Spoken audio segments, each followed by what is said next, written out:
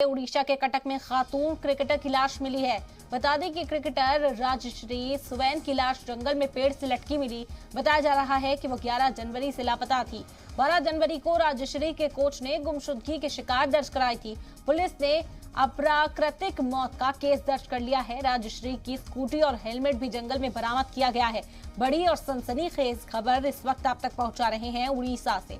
बता दें कि उड़ीसा के कटक में खातून क्रिकेटर की लाश एक पेड़ से लटकी मिली है। जंगल के अंदर क्रिकेटर राजश्री स्वैन की लाश जंगल में पेड़ से लटकी मिली, जिसके बाद से पूरे इलाके में इस वक्त हड़कंप मच गया है।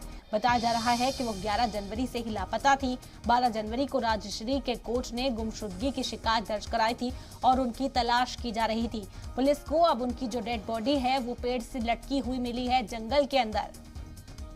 ये बड़ी खबर और हैरत अंगेज खबर सामने आई उड़ीसा से। बता दें कि कटक में खातून क्रिकेटर की लाश मिली है।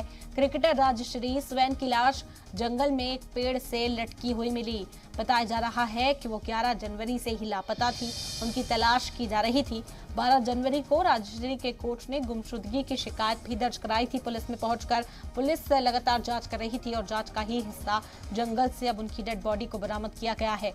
क्रिकेटर राजश्री स्वैन की लाश पेड़ से लटकी मिली है। बड़ी खबर इस वक्त की आप तक पहुंचा रहे हैं। खातून क्रिकेटर राजश्री स्वैन की लाश जंगल में पेड़ से लटकी हुई मिली। बताया जा रहा है कि वो 11 जनवरी से ही लापता थी, उनको तलाशा जा रहा था, उनकी तलाश की जा रही थी। पुलिस में ये मामला पहुंच चुका था।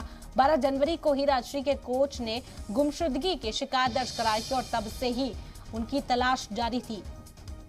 इस वक्त उनकी बॉडी को रिकवर किया गया है और साथ ही जांच शुरू हो गई है कि आखिर राजश्री के साथ क्या हुआ, क्या उन्होंने खुदकुशी को अंजाम दिया है या फिर ये कोई साजिश है।